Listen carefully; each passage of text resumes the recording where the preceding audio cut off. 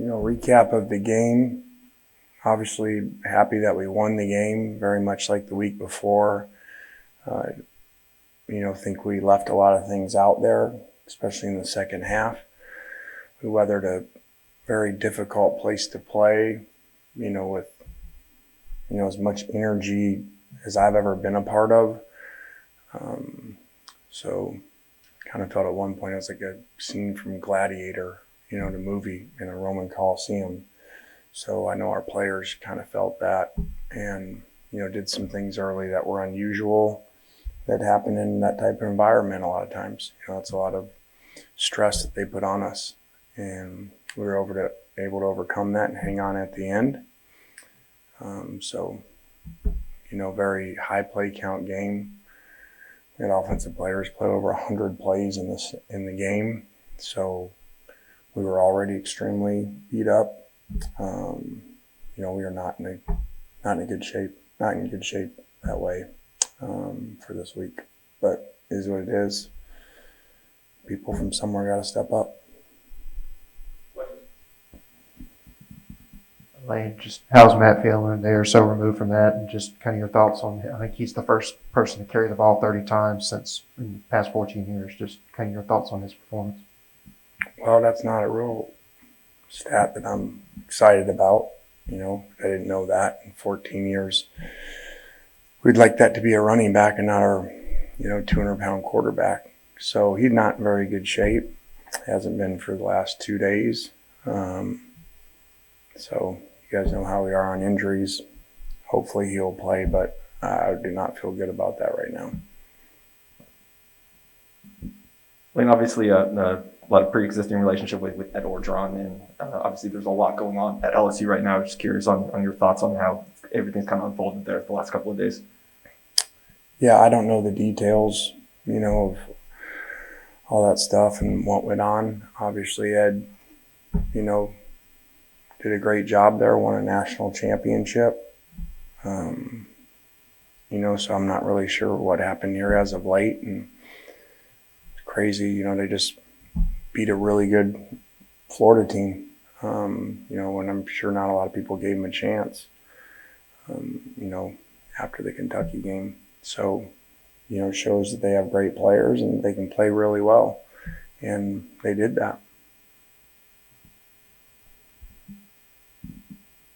I think to finish that, this is just, it's a profession that we've always been in, but now more than ever, it is so much, not just what have you done in the last year, it literally is what have you done Saturday. I just had this conversation with another head coach, just who's struggling a little bit, trying to motivate him. And, I just said, hey, every Sunday you're either a good or bad coach based off of that Saturday, and it switches. When I see a thing on SEC Network that I walk by, or someone's, talking bad about Saban, after the A&M game as a coach, it just shows you where we're at. Lane, you alluded to some guys having to step up. Dennis Jackson certainly looks like he's one of those guys. Your thoughts on how he played Saturday night, what he can bring to the offense, and also you alluded that Jake Springer, was the key to the defense, and your thoughts on how Jake played and what you're able to do now that he's back in that lineup. Yeah, Jake did, played with phenomenal effort, for a guy who really hadn't done hardly anything for a month.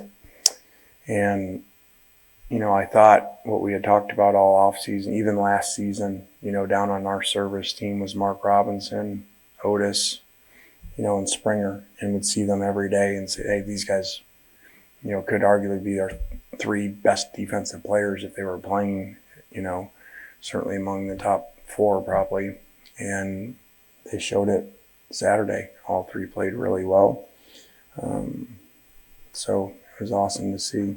And the first one about Danis, we needed guys to step up, made a huge play on the slant and go.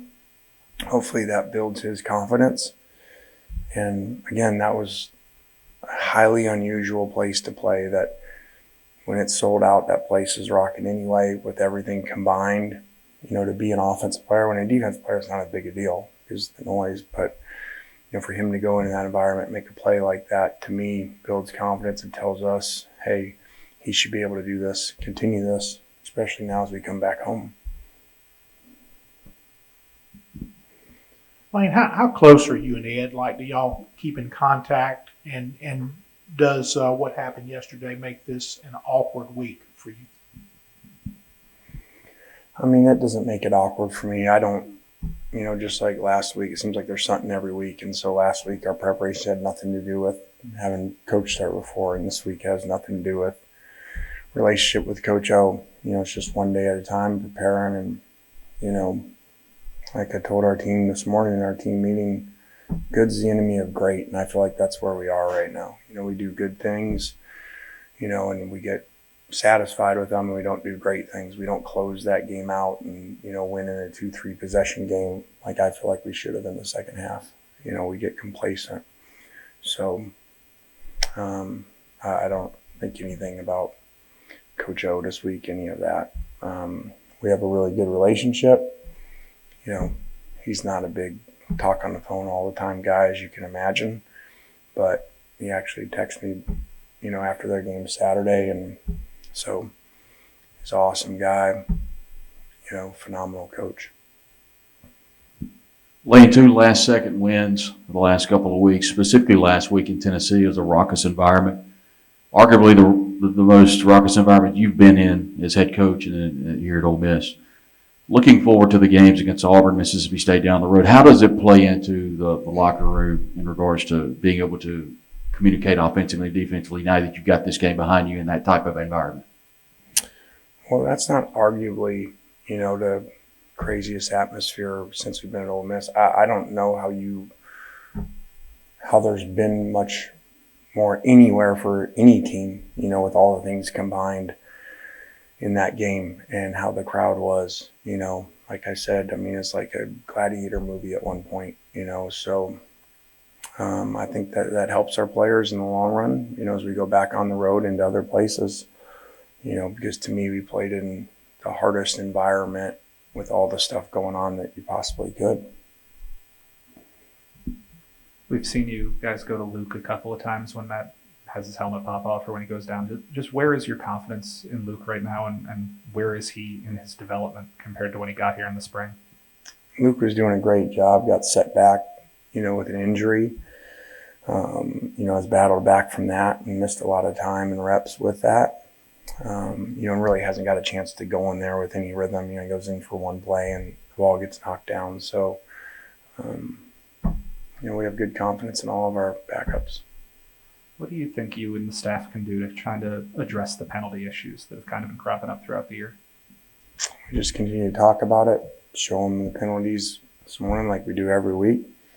Critical penalties, a number of third down defensive penalties, a fourth down that we converted, offensive holding, major penalties in critical situations that completely changed the outcome of the game, how it was going.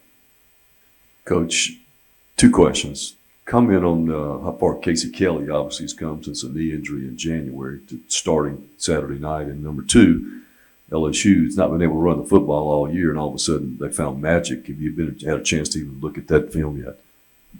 Yeah, LSU always has great players. They put it together in the run game last week. I saw the back running people over, looking like Leonard Fournette.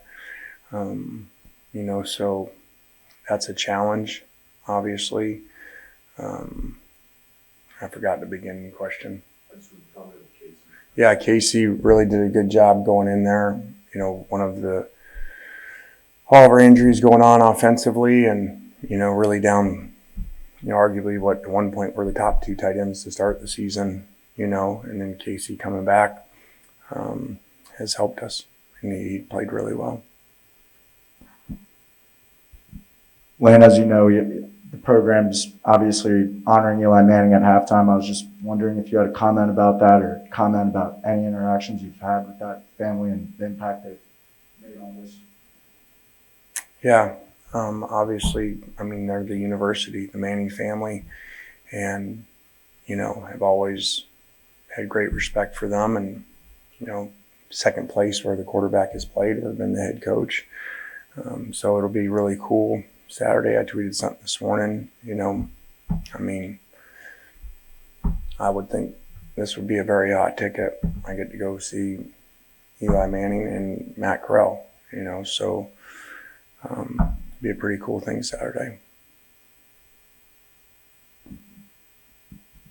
Your name comes up in coaching stuff all the time. It's popped up in a lot of places since Ed was the announcement with Ed. Is that something that you have to address with your team ever? Is it something that you've had to address in recruiting when you have multiple weeks before the end of a season and this stuff's going to linger out there? I don't think I've ever addressed that with the team. I think the team knows how we focus, 1 week, 1 day at a time. So I've never addressed that. Maybe I should, but we don't worry about things we can't control that are on the outside. Obviously, in recruiting, you always battle that. I feel like that every coach probably battles that, but especially ever since leaving Tennessee. So it is what it is, and we just work our way through it.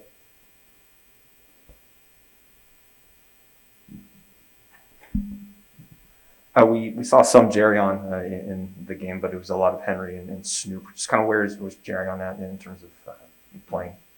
Well, he had just gotten back from an injury, so got him in there. He did some good things, but you could tell he'd been off for a little bit, and so hopefully, it picks back up where he was. Obviously, we don't want our quarterback running 30 times. We don't even know if our quarterback's going to play this week, so our running backs need to step up. Lane, we've talked a lot over the last 3 weeks about difficult environments to play in on the road. Outside of seating capacity, from your perspective, what needs to happen to give you guys a similar kind of home field advantage here? I don't have that answer. Obviously our first year was COVID. You guys know how it is. I don't give coach speak. We've not felt that this year, anything like when we went to Alabama, what we had to deal with there offensively or, last week in Tennessee. So that is what it is. I know it can be done because we felt it at Alabama when we were here however many years ago. We had issues communicating. The place was rocking. So it can definitely be done here. It would be awesome to have. It's a competitive advantage. That's why they call it home field advantage. In some places have more than others. So it's been done here. I've been on the other side of it.